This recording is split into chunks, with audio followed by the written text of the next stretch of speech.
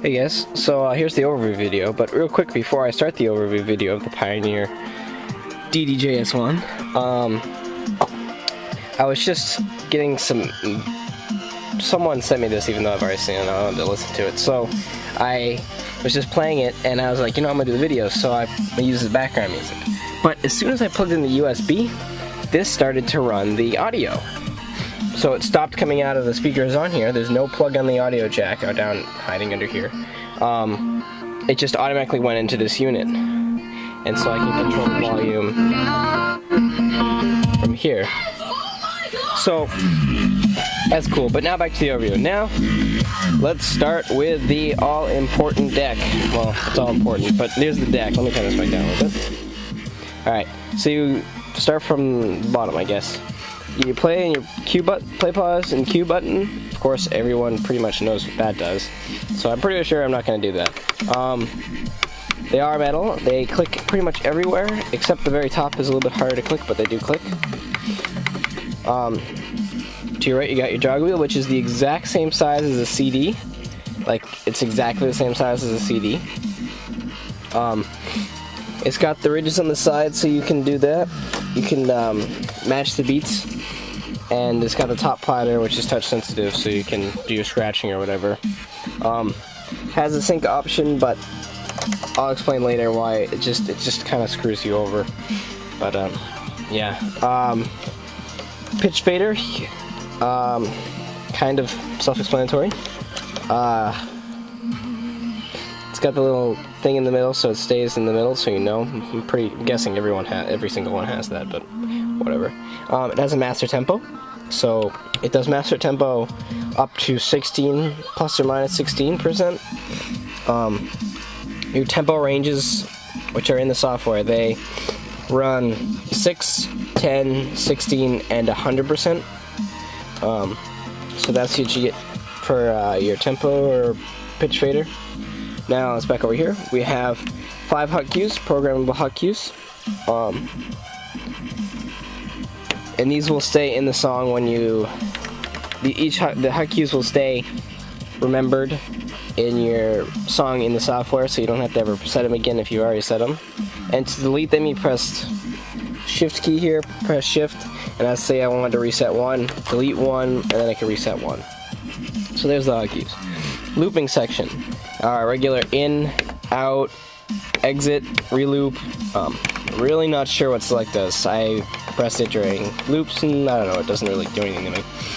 And instead of having auto loop buttons like up on the side like where the 800 does, it has a little knob here, and this is the auto loop to push down to set the loop, and then it's like less and more.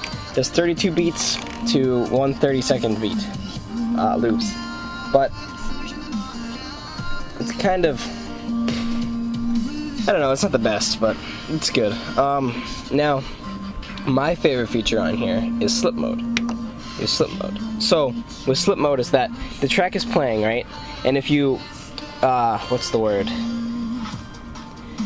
And if you take the track and do something to it, let's say you do a backspin, it still plays the track as if you didn't modify it at all. There's the word. So if I were to do if slip mode was on and I did a backspin, it would go back to playing as if you didn't just do the backspin. That's the best way I can explain it. Same with loops. So if you have so if you wanted to do like loops and stuff as like a roll effect, you can do that and it'll go back to where it should have been. So that's really handy about the decks on this unit. There's also a needle search, which a virtual touch-sensitive needle drop. It's kind of handy, and there's a little illumination thing here to tell you where you are in the track, and it flashes when you're getting near the end. Choose between vinyl or CD mode for the jog wheel. If you leave it in vinyl mode, you can use a side to match the beats, and then you can scratch on top without any issue. And also there's a vinyl speed adjust, so if you wanted to start it instantly and stop instantly, you can have it down here. If you wanted to start slow and end slow, you could do that. And so yeah, there's the deck portion.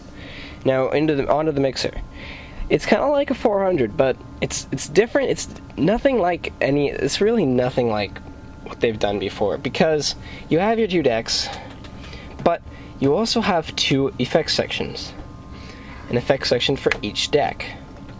Now, because of that, what you have here is you effects channel select.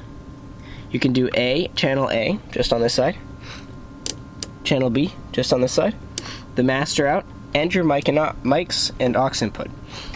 I usually see this one on A and this one on B, so that makes it pretty much easy. Your effects are in the software, so I can't show you those yet. Your parameter, so if you want it to be deeper, dry, or depending on the effect of what it is, and your actual effect, your on and off, and your knob.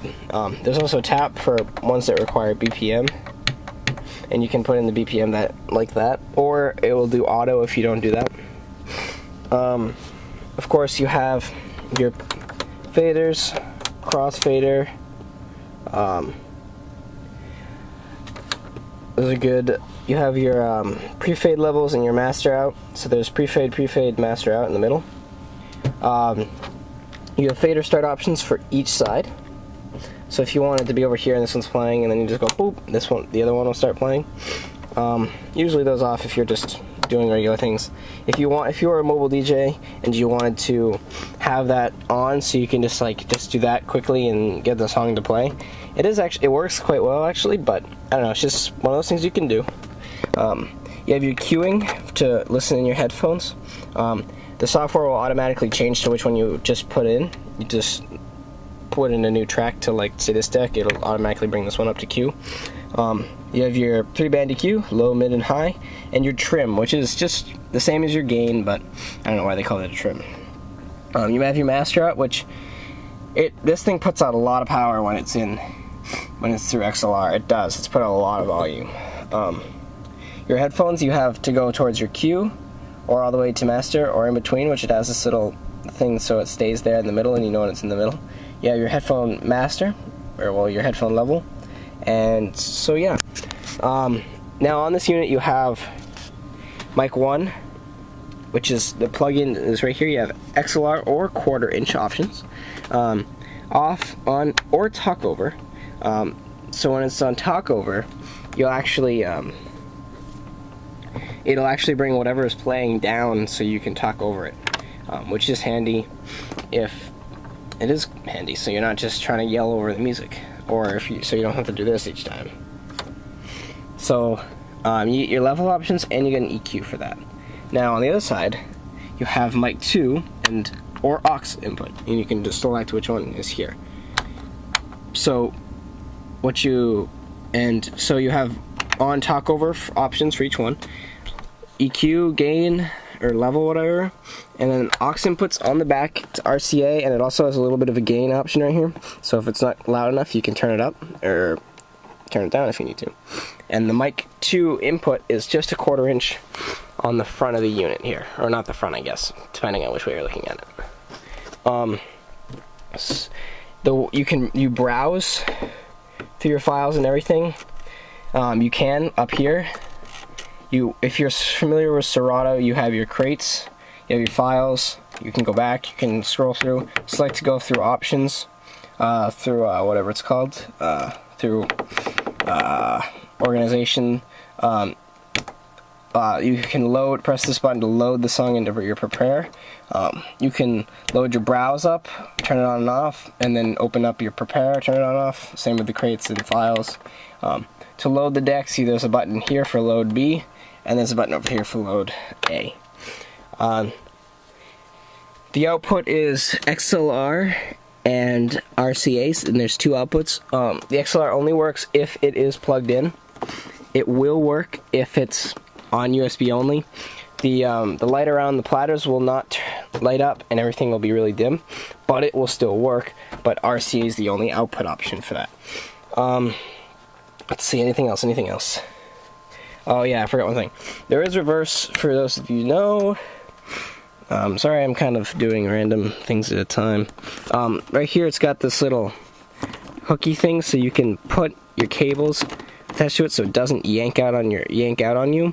Same with the power, so it doesn't yank out on you, so that's helpful, especially since these are kind of a little easy to actually pull out if you're not careful. But yeah, there's the Pioneer DDJ-S1 overview.